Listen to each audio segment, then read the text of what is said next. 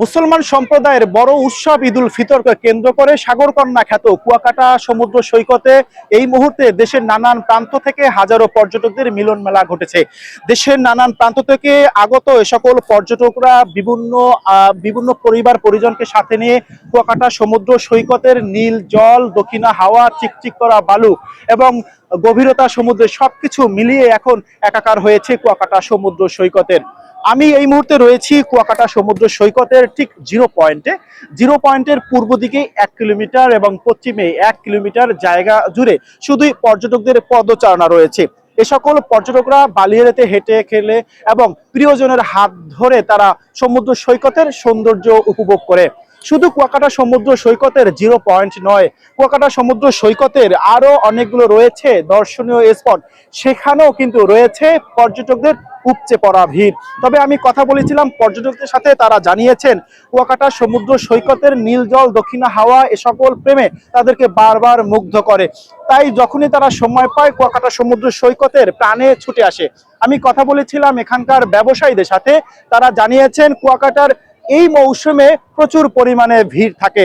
কুয়াকাটা সমুদ্র সৈকতে আগত পর্যটকদের নানান সুবিধা দিতে, সেবা দিতে তারা সার্বক্ষণিক প্রস্তুতি গ্রহণ করেছেন।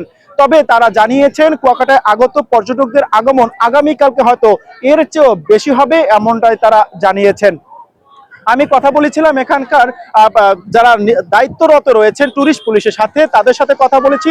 তারা জানিয়েছেন কুয়াকাটা সমুদ্র সৈকতের যে নান্দনিক যে সকল জায়গা রয়েছে, এ সকল জায়গায় সার্বক্ষণিক তারা অবস্থান গ্রহণ করেছেন সাদা পুলিশ পোশাকধারী, এবং তারা শিফটিং আকারে পর্যটকদেরকে নিরাপত্তা দেওয়ার জন্য সদা সর্বদা তারা প্রস্তুতি গ্রহণ করেছেন।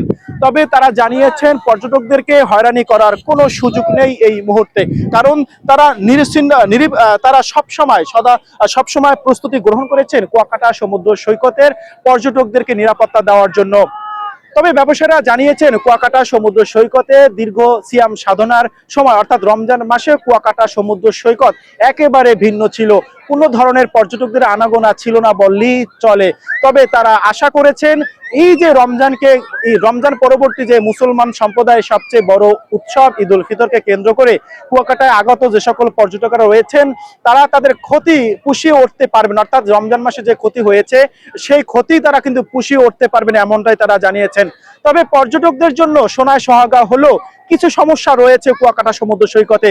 কুয়াকাটা সমুদ্র সৈকতের নামতেই যে রয়েছে এই ধরনের যে বালুর স্তূপ এবং তারা রয়েছে কনক্রিট, এসবের কিছু তারা সমস্যা মনে করছেন পর্যটকরা মনে করছেন কুয়াকাটা সমুদ্র সৈকতের বালিয়াড়ি তারা হেসে খেলে বেড়াবেন এবং কোনো ধরনের সমস্যা ছাড়াই, তাহলেই তারা বারবার ফিরে আসবেন এই সমুদ্র পানে।